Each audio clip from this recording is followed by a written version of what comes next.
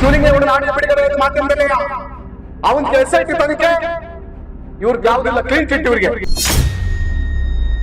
ಶಿವಲಿಂಗೇಗೌಡ ಮೇಲಿಂದ ಬಂದಾಗ ಶಿವಲಿಂಗೇಗೌಡ ಮೇಲೆ FIR ಮಾಡಿ ಅವ್ರ ಹಿಂದೆ ಇರುವಂತ ಯಾರ್ಯಾರು ಪ್ರಮುಖ ಆರೋಪಿಗಳಿದ್ರೆ ಬಂಧನ ಮಾಡಿ. ಅಲ್ಲಿ ನಿಮಗೆ ತಾಕತ್ತಿದ್ರೆ ಇವತ್ತೇ ನಮ್ಮ ಹಾಸನ ಜಿಲ್ಲೆ ಪ್ರಕರಣದ CBI ನಡೆಸಿ. ನಿಮ್ ಸರ್ಕಾರದ ಯೋಗ್ಯತೆ ಎಳೆ ಎಳೆಯಾಗಿ ಬರ್ತದೆ. ನಿಮ್ ಸರ್ಕಾರದ ಯಾರ್ಯಾರ ಯೋಗ್ಯತೆ ಕ್ಲಿಯರ್ ಆಗ್ತದೆ ಅಂತ ಹೇಳಿ ಕಾಂಗ್ರೆಸ್ನವ್ರು ಏನ್ ಬೇಕಾದ್ರೆ ಮಾಡ್ಬೋದು, ಯಾವ ರಾಸಲೀಲೆ ಬೇಕಾದ್ರೆ ಮಾಡ್ಬೋದು, ಯಾವ ಅಕ್ರಮ ಬೇಕಾದ್ರೆ ಮಾಡ್ಬೋದು. ಇಲ್ಲಿ ಅದನ್ನ ಯಾರು ಕೇಳಂಗಿಲ್ಲ. ದಲಿತ ಸಮುದಾಯದವರ ಕುರಿತು ಅವಹೇಳನಕಾರಿ ಹೇಳಿಕೆ ನೀಡಿರುವ ಬಿಜೆಪಿ ಶಾಸಕ ಮುನಿರತ್ನ ವಿರುದ್ಧ SIT ರಚಿಸಿದ ರಾಜ್ಯ ಸರ್ಕಾರ ಅರಸೀಕೆರೆ ಶಾಸಕ ಹಾಗೂ ಕರ್ನಾಟಕ ಗೃಹ ಮಂಡಳಿ ಅಧ್ಯಕ್ಷ KM ಶಿವಲಿಂಗೇಗೌಡ ಅವರು ಕಳೆದ MP ಚುನಾವಣೆ ವೇಳೆ ಹಣದ ಹಂಚಿಕೆ ಬಗ್ಗೆ ಆಪ್ತರ ಜೊತೆ ಮಾತನಾಡಿದ ಆಡಿಯೋ ಎಲ್ಲಾ ಕಡೆ ವೈರಲ್ ಆಗಿದ್ರು. ಆ ಬಗ್ಗೆಯೂ SIT ರಚಿಸಿ ತನಿಖೆ ಮಾಡೋದಿರಲಿ, ಸರ್ಕಾರ ಯಾಕೆ ತುಟಿ ಬಿಚ್ಚುತ್ತಾ ಇಲ್ಲ ಅಂತ ಬಿಜೆಪಿ ಮುಖಂಡ ಹಾಗೂ ವಕೀಲ G ದೇವರಾಜೇಗೌಡ ಪ್ರಶ್ನೆ ಮಾಡಿದ್ರು. ಹಾಸನದಲ್ಲಿ ಮಾತನಾಡಿದ ಅವರು, ಬೆಳಗಾವಿ ಚಳಿಗಾಲದ ಅಧಿವೇಶನದ ವೇಳೆ ಸಚಿವ ನರೇಂದ್ರ ಸ್ವಾಮಿ ಮುನಿರತ್ನ ಅವರು ದಲಿತ ಸಮುದಾಯದ ವಿರುದ್ಧ ಮಾತನಾಡಿರುವ ಆಡಿಯೋ SIT ತನಿಖೆಯಲ್ಲಿ ದೃಢಪಟ್ಟಿದೆ, ಆದ್ದರಿಂದ ಅವರು ಕೂರಬಾರದು ಅಂತ ಹೇಳಿದ್ದಾರೆ. ಆದರೆ ಶಾಸಕ KM ಶಿವಲಿಂಗೇಗೌಡ ಅವರು ಲೋಕಸಭೆ ಚುನಾವಣೆ ವೇಳೆ ಕೋಟ್ಯಾಂತರ ರೂಪಾಯಿ ಹಣ ಹಂಚಿಕೆ ಮಾಡಿರುವ ಸಂಬಂಧ ಸಂಭಾಷಣೆಯ ಕುರಿತು ಮಾಧ್ಯಮಗಳಲ್ಲಿ ಪ್ರಸಾರವಾಗಿದೆ. ಶಿವಲಿಂಗೇಗೌಡ ಅವರು ಮತದಾರರಿಗೆ ಕೋಟಿ ಹಣ ಹಂಚಿಕೆ ಬಗ್ಗೆ ಮಾತನಾಡುವ ವೇಳೆ CM DCM ಹೆಸರನ್ನು ಪ್ರಸ್ತಾಪ ಮಾಡಿದ್ದಾರೆ. ಕೂಡಲೇ SIT ರಚಿಸಿ KM ಶಿವಲಿಂಗೇಗೌಡ ಆಡಿಯೋ ಪ್ರಕರಣವನ್ನ ತನಿಖೆಗೆ ಒಪ್ಪಿಸಬೇಕು ಅಂತ ದೇವರಾಜೇಗೌಡ ಆಗ್ರಹಿಸಿದ್ರು. ಶಾಸಕರಾದಂತ ಶ್ರೀಯುತ ನರೇಂದ್ರ ಸ್ವಾಮಿ ಅವರು ಒಂದು ಪ್ರಮುಖ ಆಗ್ರಹವನ್ನು ಮಾಡ್ತಾರೆ. ಸದನದಲ್ಲಿ ಮಾನ್ಯ ಸ್ಪೀಕರ್ ಅವರಿಗೆ ಒಂದು ಮನವಿಯನ್ನು ಕೂಡ ಮಾಡ್ತಾ ಬಹಳ ದೊಡ್ಡ ಮಟ್ಟದ ಆಗ್ರಹವನ್ನು ಕೂಡ ಮಾಡ್ತಾರೆ. ಆ ಪ್ರಮುಖ ಅಂಶ ಏನು ಅಂತ ಅಂದ್ರೆ, ಭಾರತೀಯ ಜನತಾ ಪಕ್ಷದ ಶಾಸಕರಾದಂತ ಮುನಿರತ್ನ ಅವರು ಹಿಂದೆ ದಲಿತ ಸಮುದಾಯದ ಬಗ್ಗೆ ಅವಹೇಳನಕಾರಿ ಹೇಳಿಕೆಯನ್ನ ನೀಡಿದ್ದಾರೆ. ಆ ಹೇಳಿಕೆಯನ್ನು ಆಧರಿಸಿ ನಾವು ಅವ್ರ ಮೇಲೆ ಒಂದು FIR ಕೂಡ ಮಾಡಿ ಅವ್ರನ್ನ ಬಂಧನವನ್ನು ಮಾಡಿ ಆ ಪ್ರಕರಣವನ್ನ SIT ತನಿಖೆಗೆ ವಹಿಸಿ ಆ ಪ್ರಕರಣಕ್ಕಾಗಿ ಸರ್ಕಾರ SIT ರಚನೆಯನ್ನು ಮಾಡಿ ತನಿಖೆ ನಡೆಸಿದೀವಿ ಅಂತ ಹೇಳಿ ಸದನದಲ್ಲಿ ಹೇಳಿಕೆ ಕೊಡ್ತಾರೆ. ಮುಂದುವರೆದು ಈಗಾಗಲೇ SIT ತನಿಖೆಯನ್ನು ಮಾಡಿ ಅವರ ವಾಯ್ಸ್ ಸ್ಯಾಂಪಲ್ ಅನ್ನ FS ಅಲ್ಲಿ ಕಳಿಸಿ ಆ ವರದಿಯಲ್ಲಿ ಇರುವಂತ ಒಂದು ಏನು ವಾಯ್ಸ್ ಅಂದ್ರೆ ಆ ಶಬ್ದ ಏನಿದೆ, ಅಲ್ಲಿ ಮಾತಾಡಿರುವಂತ ಒಂದು ಹೇಳಿಕೆ ಏನಿದೆ, ಅದು ಮುನಿರತ್ನಮ್ಮ ಅವ್ರದ್ದೇ ಅಂತ ಸಾಬೀತಾಗಿದೆ. ಹಾಗಾಗಿ ಮುನಿರತ್ನ ಅವರು ಸದನದಲ್ಲಿ ಕೂರಬಾರ್ದು. ಅದ್ರ ವಿರುದ್ಧವಾಗಿ ನಾವು ಇಡೀ ಸರ್ಕಾರದ ಪ್ರತಿಯೊಬ್ಬ ಸದಸ್ಯರು ಕೂಡ ನಾವು ಧರಣಿ ಇಳಿತೀವಿ, ನಾವು ಅಲ್ಲಿ ಬಾವಿ ಇಳಿತೀವಿ ಅನ್ನೋ ಮಾತನ್ನು ಕೂಡ ಅವರು ಹೇಳ್ತಾರೆ. ಸರ್ಕಾರಕ್ಕೆ ಒಂದು ಒತ್ತಾಯವನ್ನು ಮಾಡ್ತೀನಿ ನಾನಲ್ಲಿ. ಈ ದೇಶದ ಸಂವಿಧಾನದಲ್ಲಿ ಆಡಳಿತ ಪಕ್ಷಕ್ಕೂ ವಿರೋಧ ಪಕ್ಷಕ್ಕೂ ಸರಿಸಮಾನವಾದ ಹಕ್ಕುಗಳು ಇರ್ತದೆ. ಅಲ್ಲಿ ನೀವು ಮುನಿರತ್ನಂ ಅವ್ರ ಬಗ್ಗೆ ತನಿಖೆ ಮಾಡಿದ ಬಗ್ಗೆ ನಮ್ದೇನು ಆಕ್ಷೇಪಣೆ ಇಲ್ಲ. ಅವರು ತಪ್ಪು ಮಾಡಿದ್ರೆ ಕೋರ್ಟ್ ಶಿಕ್ಷೆ ಕೊಡ್ತದೆ. ಅಲ್ಲಿ ಮುಂದೆ ಆಗುವಂತ ಬೆಳವಣಿಗೆಗಳ ಬಗ್ಗೆ ಅದನ್ನ ಕ್ರಮ ವಹಿಸ್ತದೆ. ಅಲ್ಲಿ ಅದರಲ್ಲಿ ನಮ್ದೇನು ತಕರಾರಿಲ್ಲ.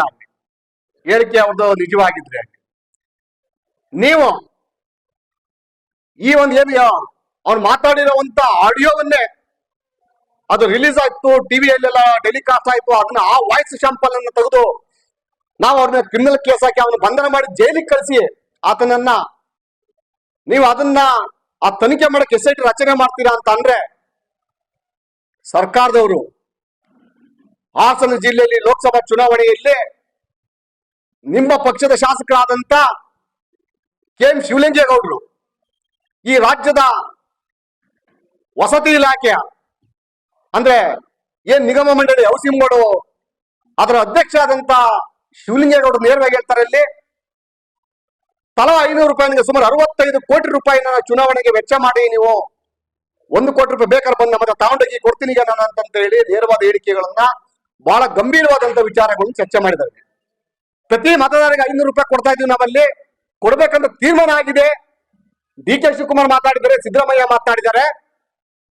ಅವ್ರು ಹೇಳಿಕೆ ಅಂತ ನೀವು ದುಡ್ಡು ಹಂಚ್ಬೇಕು, ನೀವು ಅಲ್ಲಿ ದುಡ್ಡು ಯಾವ್ದೇ ಕಾರಣಕ್ಕೂ ನೀವು ಮುಚ್ಚಿಡ್ಬೇಡಿ ನೀವು ಅಂತ ಹೇಳಿ ನೀವು ಶಿಸ್ತು ಡೈರೆಕ್ಷನ್ ಕೊಡ್ತೀರ ನೀವು ಅಂತ ಅಂದ್ರೆ, ಅವನ ಹೇಳಿಕೆ ಪ್ರತಿಯೊಂದು ಚಾನಲ್ ಅಲ್ಲಿ ಟಿವಿ ಮಾಧ್ಯಮದಲ್ಲಿ ಟೆಲಿಕಾಸ್ಟ್ ಆಯ್ತಲ್ಲ, ಯಾಕೆ ವಾಯ್ಸ್ ಸ್ಯಾಂಪಲ್ ತಗೊಂಡಿಲ್ಲ ಅವ್ರ ಮೇಲೆ? ಯಾಕೆ ರಾಜ್ಯ ಸರ್ಕಾರ ಅವ್ರ ಮೇಲೆ ಯಾಕೆ ಕ್ರಮ ತಗೊಂಡಿಲ್ಲ ನೀವು ಅಲ್ಲಿ? ಯಾಕೆ ಕಾರಣಕ್ಕೆ ಎಫ್ಐಆರ್ ಮಾಡಲಿಲ್ಲ ನೀವು ಅಲ್ಲಿ? ಸದನದಲ್ಲಿ ಹೇಳ್ತೀರಾ ನೀವಲ್ಲಿ ಅವ್ರ ಪರವಾಗಿ ನಮ್ಮ ನಿಮಗೆ ಮಾನ ಮರ್ಯಾದಿಲ್ಲ ಕುಂತ್ಕೊಳ್ರಿ ಅಂತ ಹೇಳ್ತೀರಾ. ನಿಮ್ಗೆ ನಾಚಿಕೆಟ್ಟವ್ರು ನೀವು ಸರ್ಕಾರದವ್ರು, ನೀವಲ್ಲಿ ನಿಮಗೆ ನಾಚಿಕೆ ಇದೆಯಾ ಸರ್ಕಾರದವ್ರು? ನಿಮ್ಗೆ SIT ಮನೆ ಜೀತ ಮಾಡಕ್ ಮಾಡಿಕೊಂಡ್ರೆ SIT ಯಾಕೆ ಕಾರಣಕ್ಕೆ SIT ಮಾಡಿಕೊಂಡಿರ ನೀವಲ್ಲಿ? ಬಿಜೆಪಿ ಅವ್ರ ಮೇಲೆ JDS ನವರ ಮೇಲೆ ಕೇಸ್ ಹಾಕೋದಕ್ಕೆ, JDS ನವರ ಬಿಜೆಪಿ ಅವ್ರನ್ನ ಜೈಲಿಗೆ ಕಳ್ಸಕ್ಕೋಸ್ಕರ SIT ಮಾಡಿಕೊಂಡಿರ ನೀವಲ್ಲಿ. ಯಾಕೆ ಶಿವಲಿಂಗ ಅವರು ಬಂಧನ ಮಾಡಿಲ್ಲ? ಯಾಕೆ ಸಿದ್ದರಾಮಯ್ಯ ಬಂಧನ ಮಾಡಿಲ್ಲ? ಯಾಕೆ DK ಶಿವಕುಮಾರ್ ಬಂಧನ FIR ಮಾಡಕ್ ಆಗ್ಲಿಲ್ಲ ಅವ್ರನ್ನ ನೀವಲ್ಲಿ? ಯಾವ ನೈತಿಕತೆ ಇದೆ ನಿಮ್ಗೆ ಸದನದಲ್ಲಿ ಮಾತಾಡಕ್ಕೆ? ನಿಮ್ಗೆ ಯಾವ ಏಕತೆ ಇದೆ ಸರ್ಕಾರದಲ್ಲಿ ನಿಮ್ಗೆ? ಅಲ್ಲಿ ಇವತ್ತು ಬಿಜೆಪಿ ಅವ್ರ ಮೇಲೆ ನೀವು ಆರೋಪವನ್ನು ಮಾಡ್ತೀರಿ, ನೀವಲ್ಲಿ ಮಾಡಿ ಸಂವಿಧಾನಬದ್ಧವಾದ ತನಿಖೆ ಆಗ್ಲಿ. ನಿಮ್ಮ ನೈತಿಕತೆ ಈ ಕ್ಷಣದಲ್ಲಿ ಮಾಧ್ಯಮದಲ್ಲಿ ಹೇಳಿಕೆ ಕೊಟ್ಟನಲ್ಲಿ ಈ ಕ್ಷಣದಲ್ಲಿ ಸದನ ಹೊರಬನ್ನಿ, ನೀವೆಲ್ಲರೂ ಸಹ ತನಿಖೆ ಒಳಪಡಿ. ನೀವಲ್ಲಿ ಸಾಚಾ ಇದ್ದೀರಾ? ನೀವಲ್ಲಿ ಸಾಚಾ ಇದ್ರಿ ನೀವು? ಯಾರೋ ಒಬ್ಬ ನಮ್ಮ ಹಾಸನ ಜಿಲ್ಲೆ ಒಬ್ಬ ಶಾಸಕ ಎದ್ದಿಂತಂದ್ರೆ ನಿಮಗೆ ಮಾನ ಮರ್ಯಾದಿಲ್ಲ ಕುಂತ್ಕೊ ಅಂತ ನೀವು ಹೇಳ್ತೀರಿ ನೀವಲ್ಲಿ. ಆದ್ರೆ ನಿಮ್ಮ ರಾಮನಗರ MLA ಅಶ್ಲೀಲ ವಿಡಿಯೋ ಬಿಡುಗಡೆ ಆಯ್ತು ಒಂದಲ್ಲಿ, ಆ ಸಂತ್ರಸ್ತ ಮಹಿಳೆ ಬಗ್ಗೆ ಏನು ಹೇಳಿಲ್ಲ. ಯಾವ ವಿಡಿಯೋ ಬಿಡುಗಡೆ ಆಯ್ತು ಆ ಬಿಡುಗಡೆ ಮಾಡಿದಂತ ವ್ಯಕ್ತಿನ ಬಂಧನ ಮಾಡ್ತೀರ ನೀವಲ್ಲಿ, ಅವನ ಮೇಲೆ ಕೇಸ್ ಹಾಕ್ತೀರ ನೀವಲ್ಲಿ. ಯಾವ್ದು ವಿಡಿಯೋ ಅಂತ ಕೇಳಿದ್ರ ನೀವು? ಅದನ್ನ ಯಾವ ವಿಡಿಯೋ ಅಂತ ಕೇಳಿದ್ರ ನೀವಲ್ಲಿ?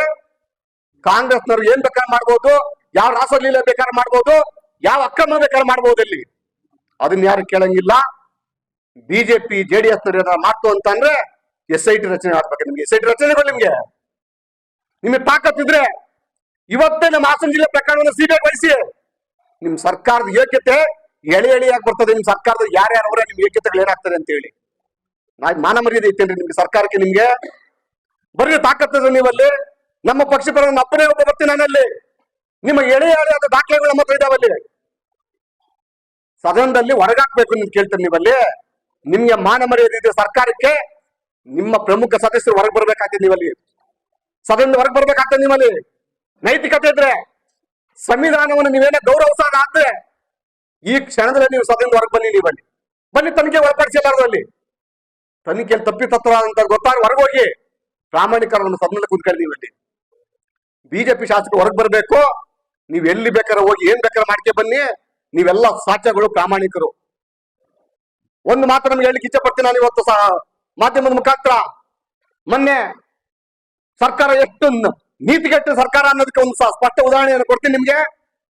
ಈಗ 4 ದಿವಸ ಹಿಂದೆ ನನ್ನ ತಾಲೂಕಿನ ನನ್ನ ಕ್ಷೇತ್ರದ ಒಬ್ಬ ತಾಲೂಕ್ ದಂಡಾಧಿಕಾರಿಯಾದಂತ KK ಕೃಷ್ಣಮೂರ್ತಿ ಅವರು ತಮ್ಮ ನೋವನ್ನು ಹೇಳ್ಕೊಂಡ್ರು. ಅಲ್ಲಿ ಈ ಸರ್ಕಾರ ಹೇಳ್ತಾರ ಒಂದು ದುರಂತವನ್ನು ಹೇಳ್ಕೊಂಡ್ರು. ಏನ್ ದುರಂತ ಅಂತಂದ್ರೆ, ಇವತ್ತು ಪ್ರತಿ ತಾಲೂಕಿನಲ್ಲಿ ಇಂತಿಷ್ಟು ವಸೂಲಿ ಮಾಡ್ಕೊಡ್ಬೇಕು ಅಂತ ಹೇಳಿ ಇವತ್ತು ಆ ತಹಶೀಲ್ದಾರ್ಗೆ ನೀವು ಶವಕಾಶ್ ನೋಟಿಸ್ ಕೊಡ್ತೀರಾ, ಸಸ್ಪೆನ್ಷನ್ ಆರ್ಡರ್ ಮಾಡ್ತೀರಾ ನೀವಲ್ಲಿ, ಮೇಲಾಧಿಕಾರಿಗಳಿಂದ ಕಿರುಕುಳ ಕೊಡ್ತೀರಾ ನೀವಲ್ಲಿ. ಮಾಡ್ರಿ ತನಿಖೆನಾ.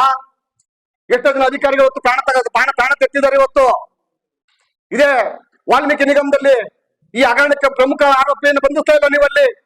ಕ್ಲೀನ್ ಚೀಟ್ ಕೊಟ್ರಿ ನೀವಲ್ಲಿ. ಆದ್ರೆ ಇವತ್ತು ಸತ್ತೋದಂತ ವ್ಯಕ್ತಿ ಒಬ್ಬ ಅಧಿಕಾರಿ. ಇವತ್ತು ನಾಳೆ ಇವತ್ತು ನಮ್ಮ ವಲಯ ತಾಲೂಕಿನ ಒಬ್ಬ ಪ್ರಾಮಾಣಿಕ ತಹಶೀಲ್ದಾರರು ಅವನು ಏನ್ ಮಾಡಿದಾನೆ, ಏನಕ್ಕೆ ಮಾಡಿದಾನೆ ಅನ್ನೋದನ್ನ ತನಿಖೆ ಮಾಡ್ಬೇಕಲ್ಲ ಇವತ್ತು ನೀವು. ಅವನನ್ನ ಇವತ್ತು ಕ್ಷೀಣಿಕ ರೀತಿಯಲ್ಲಿ ಅವನ ಮಾನಸಿಕತೆ ಕುಕ್ಕೋ ರೀತಿಯಲ್ಲಿ ನೀವು ಇವತ್ತು ಮೇಲಧಿಕಾರಿ ಒತ್ತಡವನ್ನು ಕೊಡ್ತಾರೆ. ಇಂಥ ನೀತಿಗಳ ಸರ್ಕಾರ ನಿಮ್ದಲ್ಲಿ.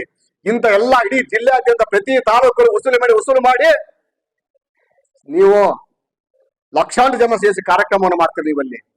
ಇದು ಪ್ರಾಮಾಣಿಕ ಸರ್ಕಾರ ನಿಮ್ದು.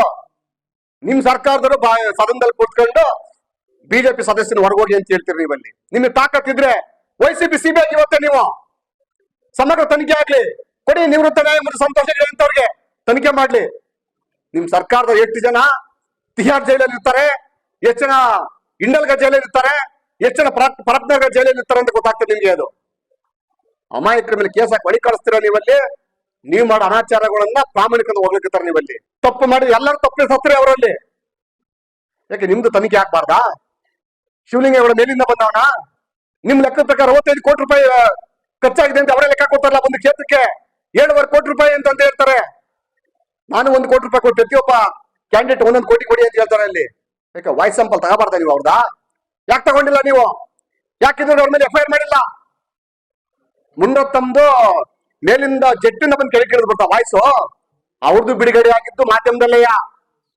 ಶಿವಲಿಂಗೇಗೌಡನ ಆಡಿಯೋ ಬಿಡುಗಡೆ ಆಗೋದು ಮಾಧ್ಯಮದಲ್ಲೆಯ. ಅವನಿಗೆ SIT ತನಿಖೆ ಇವ್ರಿಗೆ ಯಾವುದಿಲ್ಲ, ಕ್ಲೀನ್ ಚಿಟ್ ಇವ್ರಿಗೆ. ಇವನು ಪ್ರಾಮಾಣಿಕ ಇವನು. ಅದಕ್ಕೆ ಜಿಲ್ಲಾಧಿಕಾರಿ, ಹಾಸನ ಜಿಲ್ಲಾಧಿಕಾರಿ ಬೇರೆ ಒಂದು ರಿಪೋರ್ಟ್ ಅಲ್ಲಿ ಹಣ ಹಂಚಿರೋ ಬಗ್ಗೆ ಚುನಾವಣೆ ಸಂದರ್ಭದಲ್ಲಿ ಯಾವುದೇ ದೂರು ಬಂದಿರೋದಿಲ್ಲ, ಅದರಿಂದ ಈ ಪ್ರಕರಣ ಮುಚ್ಚಾಕಲಾಗಿದೆ, ಮುಕ್ತಾಯಗೊಳಿಸಲಾಗಿದೆ. ಇವರು ಇಲ್ಲಿರುವಂತ ಪ್ರಾಮಾಣಿಕ ಅಧಿಕಾರಿಗಳು, ಚುನಾವಣಾಧಿಕಾರಿಗಳು. ಇಲ್ಲಿಂದ ಒಂದು ರಿಪೋರ್ಟ್ ಎಲೆಕ್ಷನ್ ಕಮಿಷನರ್ಗೆ, CBIಗೆ. ಕೊನೆಯದಾಗ ಅಂತಿಮವಾಗಿ ಮಾತು ಹೇಳ್ತೀನಿ, ಇನ್ನು ಒಂದೇ ಒಂದು ಪದವನ್ನ ಬಿಜೆಪಿಯನ್ನು ಕೈ ಜೋಡಿಸಿ ಮುಂಚಿತವಾಗಿ ಈ ಒಂದು ಬೆಳೆ ನಿಮ್ಮ ಹತ್ರ ತೋರಿಸ್ತಾ ಇದ್ರೆ ಈ 3 ಬೆಳೆಗಳು ನಿಮ್ಮ ಹಿಂದೆ ತೋರಿಸ್ತಾ ಇದೆ. ಬಹಳ ಎಚ್ಚರಿಕೆಯಲ್ಲಿ ಅಂತ ಹೇಳ್ತಾ ಕೂಡಲೇ ಶಿವಲಿಂಗೇಗೌಡ ಮೇಲೆ FIR ಮಾಡಿ ಅವ್ರ ಹಿಂದೆ ಇರುವಂತ ಯಾರ್ಯಾರು ಪ್ರಮುಖ ಆರೋಪಿಗಳಿದ್ರೆ ಬಂಧನ ಮಾಡಿ ಅಲ್ಲಿ ಇನ್ನು SIT ರಚನೆ ಮಾಡಿ ಅಂತ ನಾನು ಪ್ರಮುಖ ಆಗ್ರಹವನ್ನು ಮಾಡ್ತಾ ಇದ್ದೀನಿ ನಾನು.